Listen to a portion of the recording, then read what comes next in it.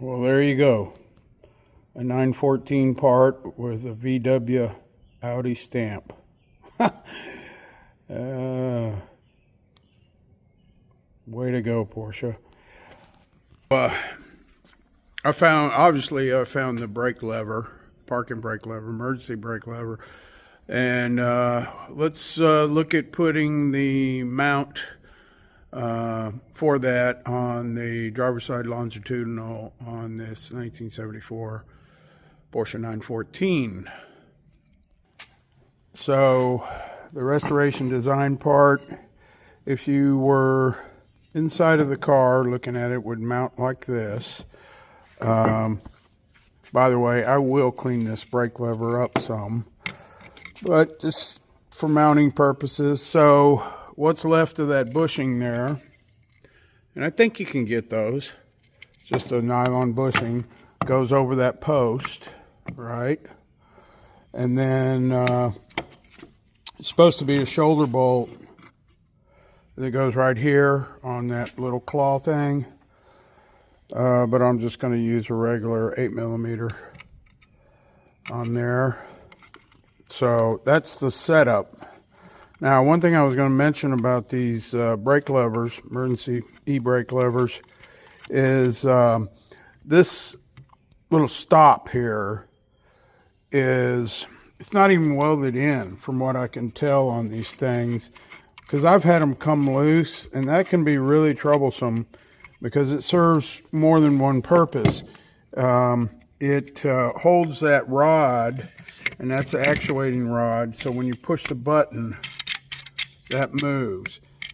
That piece of bended metal holds that in place, and also acts, well, you can see how that mechanism works. So anyway, if that comes out of that folded metal, you'll have problems. And I don't know if you can see it, but it's just like crimped. I don't think those are even spot welds. It's just like pressed. So yeah, on my 75, that thing has come out or come loose repeatedly, and it can be a lot of trouble. So before you ever reinstall this, make sure that's in good working order and solid and all that. I think on this particular lever, it'll be fine. So now that I've got this kind of cobbled together, let's put it in the car and do some marks. So the key to all this is whenever the brake lever is all the way down, your alignment, imagine that switch being in that rectangular hole there. The recessed part of that folded metal presses on the switch, and then the higher portion actually contacts the cross member. So that's where you kind of need to wait on putting this plate in till after you get the cross member in. Now I'm pretty confident as far as alignment, everything is good. I don't have the switch in there, but I think it'll be fine. There is no adjustment on the switch. As you can see, the screw for it is not a slotted screw. So anyway, something like that should be just about right. I mean, you probably have at least, 5 or 6 millimeters to play with. So anyway, now I'm going to mark the plate on the longitudinal, and then get in there and wire brush all that paint off. I've got some residual stuff from that black tarry substance. Anyway, I need to clean all that up.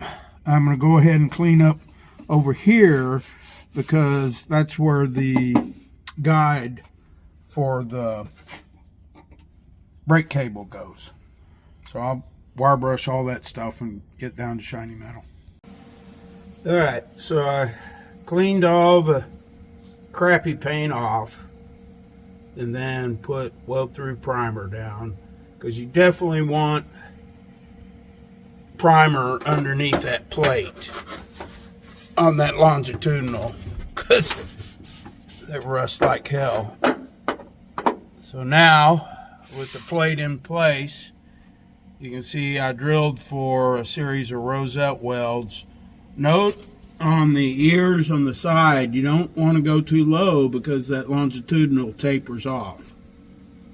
So I don't think I'm going to secure this with screws or anything. I think I can get pretty tight fitment just by pressing on it. It's flush right now. I might put a magnet or two on there just to hold it in place while I start welding the rosette welds, but pretty straightforward. Oh, and the bottom ear, I didn't drill it out. It's really hard to kind of drill that. I'm just going to put a long seam weld along the bottom, and that'll hold that in place. Okay, that should be nice and solid. In addition to the rosette welds, I put a couple little beads down the sides and the top, and of course the one good one on the bottom. Don't think it's going to be going anywhere. Okay, so on this cable guide, I double checked the 75, and the distance here from this plate that I just welded on to the front edge of the cable guide was about 1 3/8 inches. You have to be mindful at this end of the anchor point on the seat belt, because you got some hardware, the flange on the belt itself, there's a little bit going on there. So it really, I know one thing is for certain, when you look at these from the factory, you can see this whole crimp in between the guide. So visually, that's kind of a clue. But I'm going to set this distance at 1 3/8 inches, and that should give me plenty of clearance for the seat belt anchor. I mean, basically, this thing's, the purpose is just to kind of keep it out of the carpet and then fouling up in your seat belt and crap like that. I think otherwise, I don't know that it's absolutely a requirement. What would happen without it is this cable would just make a straight shot towards, because you have that whole cantilever assembly there that joins the two e-brake cables together. So in some ways cosmetic, but still it does have some function. Okay, got the cable guide installed. Need to grind off those welds and prime. So the next video will be installing the seat rails, and I'm going to have to get 4 of the seat rail brackets from Restoration Design, because what happens is the seat rail basically fits in here. There's a tooth bracket there that the seat adjuster meshes into. I'm going to have to weld that on. I salvaged those from the original ones. They'll be fine. But back here, there's like a riser plate that goes on the floorboard, rectangular, and then there's a hinge. I don't think I was able to salvage the hinges. They were too rusty. So I'll need to get the 4 brackets and the hinges from Restoration Design and mock all this up. Now, what you'll see is the proximity of that handle becomes pretty critical. It's super close. But that'll be the whole process, is aligning all that. And Restoration Design actually has a really good video for doing all that.